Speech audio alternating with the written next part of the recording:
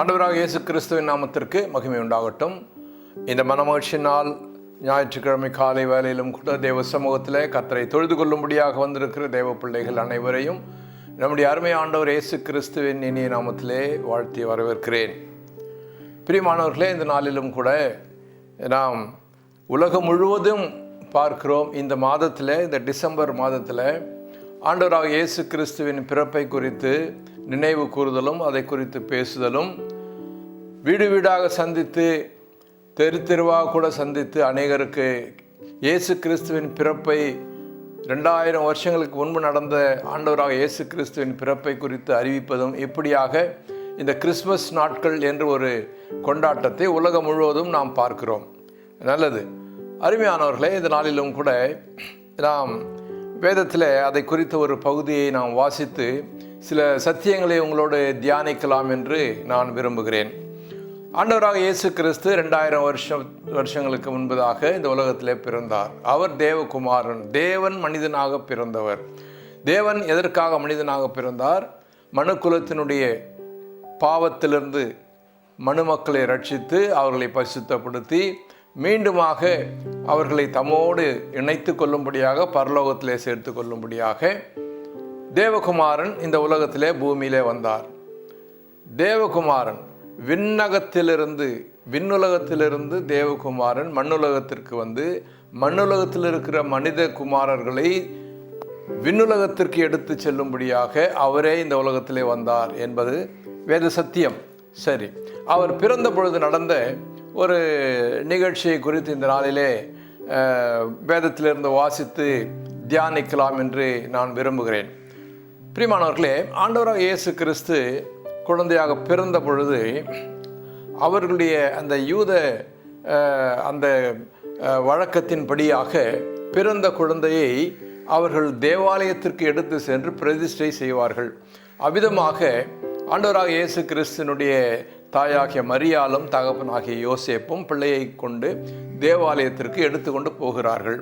எடுத்துக்கொண்டு போகும் பொழுது பிள்ளையை பிரதிஷ்டை செய்யும்படியாக அங்கே எடுத்துக்கொண்டு போகிறார்கள். அங்கே போகும் பொழுது அங்கே ஒரு சுவாரஸ்யமான ஒரு நிகழ்ச்சி நடைபெறுகிறது. அன்பானவர்களே, தேவகுமாரனாக இயேசு கிறிஸ்துனுடைய தாயாகிய மரியாளுக்கும் யோசேப்புக்கும் கூட தெரியாத காரியங்கள் அங்கே அவர்களுக்கு தெரிவிக்கப்பட்டது. ரொம்ப ஆச்சரியமான காரியம். கர்த்தருக்கு ஸ்தோத்திரம். பிரியமானவர்களே, தேவகுமாரன் இந்த உலகத்திலே பிறந்து மனுக்குலத்தின் பாவத்தை மீட்டு அவர்களை ரட்சிப்பார் என்கிற இந்த சத்தியம் அநேக நூற்றாண்டுகளுக்கு முன்பதாகவே தேவனுடைய ஆவியினாலே, கர்த்தருடைய ஆவியினாலே தீர்க்கதரிசிகள் மூலமாக உரைக்கப்பட்டது. ஆகவே தீர்க்கதரிசிகள் மூலமாக உரைக்கப்பட்ட இந்த காரியங்களுக்காக அநேகர் காத்திருந்தார்கள். எப்போ தேவகுமாரன் வருவார், எப்பொழுது ரட்சிப்பை நாங்கள் காண்போம் என்று அநேகர் காத்திருந்தார்கள். காத்திருந்த அநேகர் கண்டார்கள் கூட. ஸ்தோத்திரம். அன்பானவர்களே, இன்றைக்கு இந்த உலகத்தில் நாம் பார்க்கிறோம், அநேகர் எல்லா தேசங்களிலும் ஆண்டவராக இயேசு கிறிஸ்துவின் மூலமாக வந்த ரட்சிப்பை பெற்றுக்கொண்டு ரட்சிக்கப்பட்ட இயேசுவின் விசுவாசிகளாக இருக்கிறார்கள். ஆண்டவராக இயேசு கிறிஸ்து இந்த உலகத்திலே வருவார், அவர் ரட்சிப்பார் என்கிற காரியத்தை முன்கூட்டியே தெரிவிக்கப்பட்டிருந்தாலும் கூட அந்த நாட்களிலே அநேக பக்தர்கள் காத்திருந்தார்கள். அப்படியாக காத்திருந்த ஒரு மனுஷன் சொல்லுகிற காரியத்தை நாம் வேதத்தில் என்று வாசித்து தியானிக்கலாம். இயேசு கிறிஸ்துவை குழந்தையாக பெற்றோர் தேவாலயத்திற்கு பிரதிஷ்டை செய்ய கொண்டு வருகிறார்கள். அப்போ கொண்டு வந்த பொழுது என்ன நடக்குது என்று சொன்னால், நாம் வாசிக்கலாம். லூக்கா எழுதின சுவிசேஷம் 2வது அதிகாரம் 25வது வசனத்தில், அப்பொழுது சிமியோன் என்னும் பெயர் கொண்ட ஒரு மனுஷன் எருசலேமில் இருந்தான். அவன் நீதியும் தேவபக்தியும் உள்ளவனாய் இஸ்ரவேலின் ஆறுதல் வர காத்திருந்தவனுமாயும் இருந்தான். அவன் மேல் பரிசுத்த ஆவி இருந்தார். ஸ்தோத்திரம். 26வது வசனம், கர்த்தருடைய கிறிஸ்துவை நீ காணும் மட்டும் மரணம் அடைய மாட்டாய் என்று பரிசுத்த ஆவியினாலே அவனுக்கு அறிவிக்கப்பட்டிருந்தது. பிரியமானவர்களே, சிமியோன் என்ற ஒரு உத்தமன், ஒரு நீதிமானாக வாழ்ந்தவன், இயேசு கிறிஸ்து என்ற பிள்ளை இந்த உலகத்தில் பிறக்கும். அது முதலாவதாக இஸ்ரவேலுக்கு சமாதானத்தையும் பிறகு உலகத்திற்கு இரட்சிப்பையும் கொடுக்கும் என்று அறிவிக்கப்பட்ட அந்த தீர்க்க தரிசனத்தை அறிந்தவனாக இவர் காணப்பட்டார். தேவகுமாரனாகிய பிறப்பை எதிர்பார்த்து கொண்டு உத்தமனாக ஜீவித்து கொண்டிருந்தார். அவர் உத்தமனாக ஜீவித்தபடியினாலே பரிசுத்த ஆவியானவர் அவர் மேலே இருந்தார். அவர் பரிசுத்த ஆவியின் அந்த ஏவுதலினாலே அன்றைக்கு பார்த்து கரெக்டாக தேவாலயத்துக்கு அவரும் வர்றார். பரிசுத்த ஆவியானவர் அவரை நடத்தி செல்கிறார். தேவாலயத்துக்கு நீ போ. அதாவது கிறிஸ்து பிறப்பை பார்க்க வேண்டும் என்று ஆவலாக அவர் இருந்ததுனால தேவனிடத்திலிருந்து அவருக்கு ஒரு வரம் கிடைத்தது. என்ன? நீ கிறிஸ்து என்கிற அந்த இரட்சகர் பிறக்கிறதை நீ பார்க்கிற மட்டும் நீ மரணம் அடைய மாட்டாய் என்று சொல்லி அவருக்கு ஒரு வரம் இருந்தது. அவர் வயது சென்றவராக இருந்தாலும் அவர் மரணம் அடையாமல் கிறிஸ்துவின் வருகைக்காக காத்திருந்தார். அப்படி காத்திருந்தவர் எப்படி காத்திருந்தார்? உத்தமனாய் நீதிமானாய் இந்த உலகத்திலே பரிசுத்தமாய் வாழ்க்கை நடத்தி கொண்டிருந்தார். ஆகவே பரிசுத்த ஆவியானவர் அவரை தேவாலயத்துக்கு போகும்படியாக அன்றைக்கு சொன்னார். அப்போ அவரும் தேவாலயத்துக்கு வர்றாரு. இந்த கிறிஸ்து என்ற பிள்ளையையும் பெற்றோர் தேவாலயத்துக்கு கொண்டு வராங்க. பார்த்த உடனே அவருக்கு மிகுந்த சந்தோஷம். ஐயோ, இந்த பிள்ளைக்காக நான் காத்திருந்தேனே அப்படின்னு சொல்லிட்டு என்ன சொல்றாரு? 27வது வசனத்தில், அவன் ஆவியின் ஏவுதலினால் தேவாலயத்திற்கு வந்திருந்தான். இயேசு என்னும் பிள்ளைக்காக நியாயப்பிரமாண முறைப்படி செய்வதற்கு தாய் தகப்பன்மார் அவரை உள்ளே கொண்டு வருகையில் அவன் அவரை தன் கைகளில் ஏந்தி கொண்டு தேவனை ஸ்தோத்தரித்து, ஆண்டவரே, உமது வார்த்தையின்படி உமது அடியேனை இப்பொழுது சமாதானத்தடைய போக விடுகிறீர். புறஜாதிகளுக்கு பிரகாசிக்கிற ஒளியாகவும் உம்முடைய ஜனமாக இஸ்ரவேலுக்கு மகிமையாகவும் தேவரீர் சகல ஜனங்களுக்கு முன்பாக ஆயத்தம் பண்ணின 32வது வசனத்தில் சொல்றாரு, உம்முடைய இரட்சணியத்தை என் கண்கள் கண்டது. அல்லேலூயா. இந்த சிமியோன் என்ற உத்தமன் நீதிமானாக வாழ்ந்தவர், கிறிஸ்து பிறப்பதற்கு காத்திருந்தவர், கிறிஸ்து பிறந்ததை கண்டார். கைகளில் பிள்ளை ஏந்தி சொல்றாரு, உம்முடைய இரட்சணியத்தை என் கண்கள் கண்டது. அல்லேலூயா, ஸ்தோத்திரம். எனக்கு அன்பான சகோதரனே, சகோதரியே, கிறிஸ்து என்ற இரட்சகர் தேவகுமாரன் இந்த உலகத்திற்கு இரட்சிப்பை கொடுக்கும்படியாக, உங்களுக்கும் எனக்கும் இரட்சிப்பை கொடுக்கும்படியாக, நம்முடைய பாவத்திலிருந்து மீட்டு நமக்கு இரட்சிப்பை கொடுத்து தேவலோகம் நம்மை சேர்க்கும்படியாக தேவகுமாரன் தேவலோகத்திலிருந்து வந்தார். ஆமேன். ஆகவே இன்றைக்கு இந்த உலகத்தில் அநேகர் அவருடைய இரட்சிப்பை கண்டு கொண்டார்கள் என்றால் அந்த இரட்சிப்பை பெற்று கொண்டார்கள். நீங்கள் பெற்றுக்கொண்டதுண்டா? கிறிஸ்து 2000 வருஷங்களுக்கு முன்பாக பிறந்தார். பிறந்து வளர்ந்து இரட்சணியத்திற்காக, மனுக்குலத்துக்கு இரட்சணியத்தை கொடுக்கும்படியாக ஜீவித்து அநேக உபதேசங்களை செய்து கடைசியாக தாமே சிலுவை என்ற மரத்தில் தம்மையை பலியாக்கி 3ஆம் நாள் உயிரோடு எழுந்து இரட்சிப்பை உலக மக்களுக்கு கொடுத்தார். அநேகர் இன்றைக்கு அந்த இரட்சிப்பை கண்டுகொண்டார்கள், பெற்றுக்கொண்டார்கள். நீங்கள் பெற்றுக்கொண்டதுண்டா? அன்பான சகோதரனே, சகோதரியே, இந்த கிறிஸ்மஸ் பண்டிகை கொண்டாடப்படுகிற, உலகம் முழுவதும் கொண்டாடப்படுகிற இந்த நாட்களிலே உங்களுக்கு ஒரு அழைப்பு வருகிறது. இதோ ஒரு மனுஷன், சிமியோன் என்ற ஒரு மனுஷன் இயேசுவை பிள்ளையாக கண்டு கைகளிலே ஏந்தி, உம்முடைய இரட்சணியத்தை என் கண்கள் கண்டது என்று சந்தோஷப்பட்டான். இன்றைக்கு அநேகர் உலகத்தில் உம்முடைய இரட்சிப்பை நாங்கள் பெற்றுக்கொண்டோம் என்று கிறிஸ்துவை நோக்கி சொல்லுகிறார்கள். உடைய இரட்சிப்பை நாங்கள் கண்டோம், அதை பெற்றுக்கொண்டோம் என்று இரட்சிக்கப்பட்ட விசுவாசிகளாக இந்த உலகத்தில் வாழ்ந்து கொண்டிருக்கிறார்கள் கிறிஸ்துவுக்காக. உங்களுக்கும் அந்த அழைப்பு வருகிறது. இன்றைக்கு நீங்கள் கிறிஸ்துவை ஏற்றுக்கொண்டால், கிறிஸ்துவை உங்கள் இரட்சகராக ஏற்றுக்கொண்டால், இந்த வேதத்தில் இருக்கிற, பைபிளில் இருக்கிற கிறிஸ்துவை குறித்த காரியங்களை நீங்கள் வாசித்து இன்னும் அறிந்து கொண்டு அவரை உங்கள் சொந்த இரட்சகராக ஏற்றுக்கொண்டால் உங்களுக்கும் அந்த இரட்சிப்பு வரும். நீங்களும் சொல்லலாம், அவருடைய இரட்சணியத்தை என் கண்கள் கண்டது, அவருடைய இரட்சிப்பை நான் பெற்றுக்கொண்டேன் என்று நீங்களும் சொல்லலாம். இந்த மண்ணுலகிலிருந்து விண்ணுலகு போவதற்கு நீங்களும் ஆயத்தப்படலாம். உங்களையும் கிறிஸ்து ஆயத்தப்படுத்துவார். இதுதான் கிறிஸ்துமஸ் செய்தி. அல்லேலூயா, ஸ்தோத்திரம். அன்பானவர்களே, தொடர்ந்து நாம் வாசிக்கிற வேளையிலே இந்த சிமியோன் என்பவர் இயேசு கிறிஸ்துவுடைய வருகைக்காக காத்திருந்தார், கண்டு கொண்டார். ஆமேன், ஸ்தோத்திரம். அப்படி இருக்கிற சூழ்நிலையில் இயேசு கிறிஸ்து மரித்து சிலுவையிலே மரித்து உயிரோடு எழுந்து 3ஆம் நாள் உயிரோடு எழுந்து மீண்டுமாக அவர் தேவலோகத்திற்கு எடுத்துக்கொண்டு செல்லப்பட்டார். தேவலோகத்திற்கு போனார். சொன்னார், நான் அங்கே இருந்து மறுபடியும் இந்த உலகத்திற்கு வந்து மீண்டுமாக உங்களை அனைவரையும் தேவலோகத்திற்கு எடுத்துக்கொண்டு போவேன் என்று சொல்லியிருக்கிறார். இப்பொழுது நாம் இயேசு கிறிஸ்துவின் அந்த 2ஆம் வருகைக்காக நாம் காத்து கொண்டிருக்கிறோம். நாம் இந்த சிமியோனை போல இயேசு கிறிஸ்துவின் 2ஆம் வருகைக்காக காத்து கொண்டிருக்கிற நாம் இந்த சிமியோன் என்ற இந்த பக்தனை போல நாமும் கூட நீதியும் உத்தமமாய் நாம் பரிசுத்தமாய் வாழ்ந்து கொண்டு வந்தால் அவருடைய 2ஆம் வருகையையும் நாம் காண்போம். ஆமென். பிரியமானவர்களே, முதல் வருகை என்று சொல்லுகிறார்கள். இயேசு கிறிஸ்துவின் பிறப்பை முதல் வருகை என்று சொல்லுகிறார்கள். அவர் மீண்டும் இந்த உலகத்திலே வரப்போகிறார். இந்த உலகத்தையே மாற்றி புதிய உலகத்தை படைக்கப் போகிறார். மீண்டும் வந்து பிரியமானவர்களே, இந்த உலகத்திலே வாழ்ந்து கொண்டிருக்கிற நம்மை பரலோகத்திலே எடுத்து செல்வதற்கு திரும்பி வரப்போகிறார். அதற்கு நாம் உத்தமமும் நீதியுமாக வாழ்ந்து காத்து கொண்டிருந்தால் அவர் வருகையை நாம் பார்ப்போம். நாம் உயிரோடு இருந்தாலும் சரி, மரித்து போனாலும் சரி, எந்த நிலைமையில் இருந்தாலும் சரி, நாம் எழும்பி அவருடைய வருகையை பார்ப்போம். இந்த சிமியோன் சொன்னது போல நாமும் சொல்வோம், உம்முடைய வருகையை, உம்முடைய இரட்சணியத்தை நாங்கள் கண்டோம் என்று நாமும் சொல்ல முடியும். அல்லேலூயா. இந்த பாக்கியத்தை பெற்றுக்கொள்வதற்கு இயேசு கிறிஸ்துவினுடைய உபதேசங்களின்படி நீதியும் உத்தமமாய் இந்த சிமியோன் என்ற ஒரு மனுஷன், இந்த பக்தன் வழி நடந்தது போல வாழ்ந்தது போல நாமும் நீதியும் பரிசுத்தமாய் இந்த உலகத்திலே வாழ்வோம். அவருடைய இரட்சணியத்தை நாம் காண்போம். அல்லேலூயா, ஸ்தோத்திரம். அதே நேரத்தில் இன்னொரு நிகழ்ச்சி அங்கே நடக்கிறது.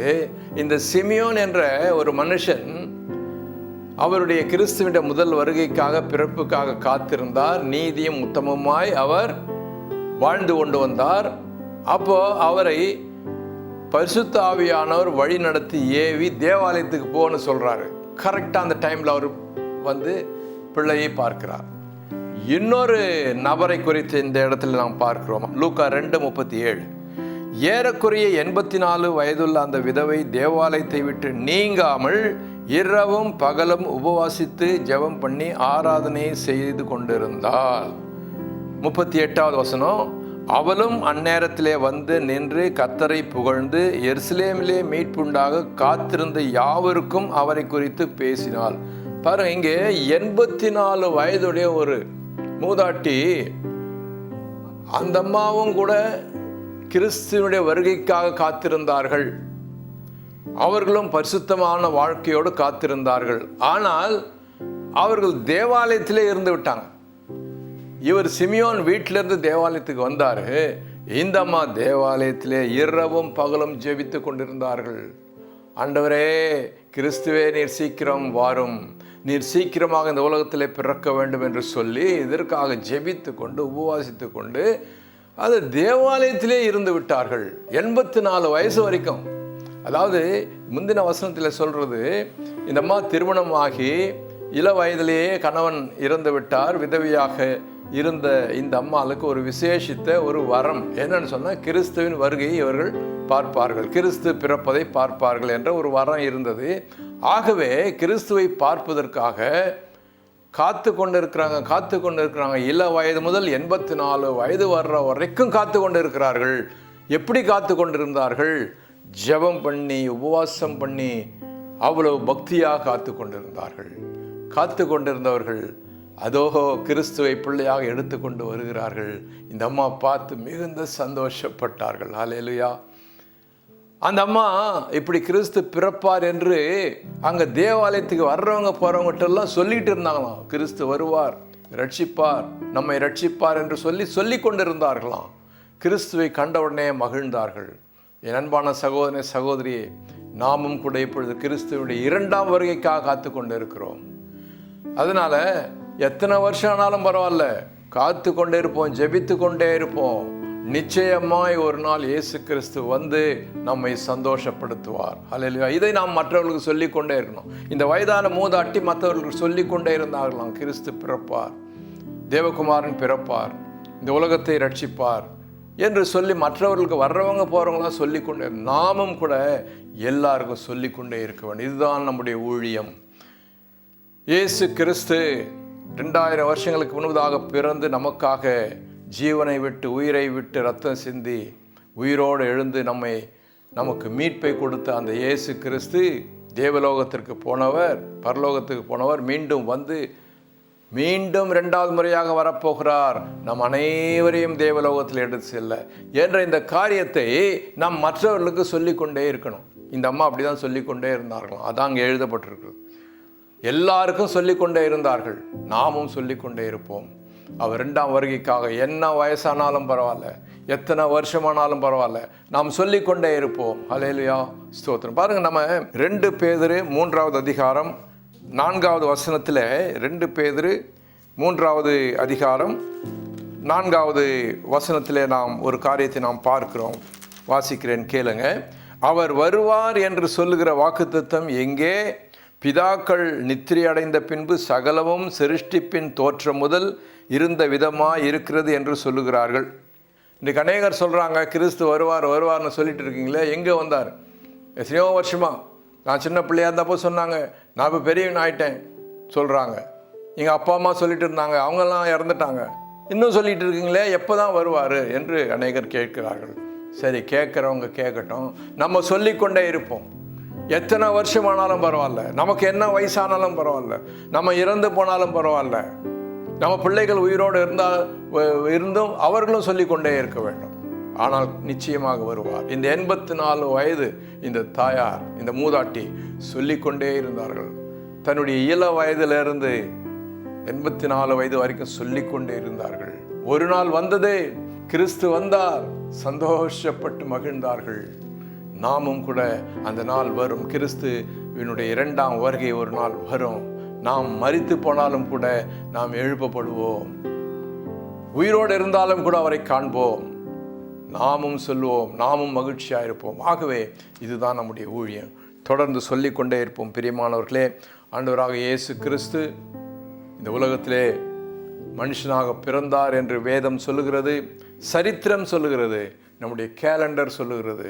நம்முடைய கேலண்டர் கிமு கிபி, கிறிஸ்துவுக்கு முன் கிறிஸ்துவுக்கு பிறகு என்று நம்முடைய கேலண்டர், தினசரி பார்க்கிற கேலண்டர் நமக்கு அறிவித்து கொண்டே இருக்கிறது. ஸ்தோத்திரம். இயேசு கிறிஸ்து மீண்டும் 2வது முறையாக வருவார். இந்த முதல் முறை 2000 வருஷங்களுக்கு முன்பு முதல் முறைய குழந்தையாக வந்த இயேசு கிறிஸ்துவை கொண்டாடி கொண்டிருக்கிற இந்த உலகமே, கிறிஸ்து 2வது முறையாக ராஜாவாக நியாயாதிபதியாக வரப்போகிறார். அவருடைய வருகைக்காக காத்திருப்போம். அவர் வந்து நம்ம எல்லாரையும் கூட பிரியமானவர்களே எடுத்து செல்வார். அதற்கு முன்பதாக அவர் கொடுத்த ரட்சிப்பை நாம் பார்க்க வேண்டும், பெற்றுக்கொள்ள வேண்டும். இந்த சிமியோன் சொன்னது போல, உம்முடைய இரட்சணியத்தை என் கண்கள் கண்டது என்று நாம் சொல்லணும். உம்முடைய ரட்சிப்பை நான் பெற்றுக்கொண்டேன் என்று சொல்லணும். அவருடைய ரட்சிப்பை பெற்றுக்கொண்டு இந்த உலகத்தில் நீதியும் உத்தமமாய் இயேசுவினுடைய உபதேசத்தின்படி நாம் வாழ்ந்து கொண்டிருந்தால் எத்தனை வருஷமானாலும் பரவாயில்ல, காத்து கொண்டிருப்போம், ஜெபத்தோடு காத்து கொண்டிருப்போம். வருவார், நம்ம எல்லாரையும், இந்த உலகத்தையே தேவலோகமாக மாற்றுவார். இந்த பாவம் நிறைந்த இந்த உலகத்தையே, பொல்லாப்பு நிறைந்த இந்த உலகத்திலேயே தேவலோகமாக மாற்றுவார். நம்ம எல்லாரையும் தேவலோகத்திலே அவரோடு சேர்த்து கொள்வார். ஆண்டவராக இயேசு கிறிஸ்து இந்த வார்த்தைகளை கொண்டு உங்கள் அனைவரையும் கூட ஆசீர்வதிப்பாராக. உங்கள் அனைவருக்கும் கிறிஸ்மஸ் நாட்களுடைய வாழ்த்துக்களை முன்கூட்டியே தெரிவித்துக் கொள்கிறோம். கர்த்தர் உங்களை ஆசீர்வதிப்பாராக. கண்களை மூடி ஜெபிப்போம். எங்கள் அன்பின் ஆண்டவரே, உம்மை ஸ்தோத்திரிக்கிற கர்த்தாவே, இந்த நாளிலும் கூட உம்முடைய வசனத்திலிருந்து கேட்ட இந்த சத்தியங்களுக்காக நன்றி செலுத்துகிறோம். வசனங்களை கேட்ட மக்களை ஆசீர்வதியும். இயேசு கிறிஸ்துவே 2000 வருஷங்களுக்கு முன்பதாக நீர் வந்து கொடுத்த ரட்சிப்பை எல்லாரும் கண்டுகொள்ளத்தக்கதாக, எல்லாரும் பெற்றுக்கொள்ளத்தக்கதாக கிருபை தாரும்.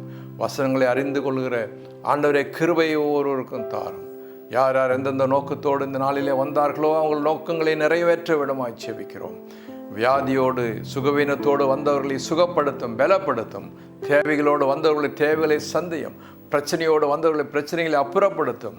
ஆசீர்வதியும். இயேசு கிறிஸ்துவினுடைய வல்லமையுள்ள நாமத்திலே ஜெபங்களை ஏறெடுக்கிறோம் நல்ல பிதாவே. ஆமேன், ஆமேன்.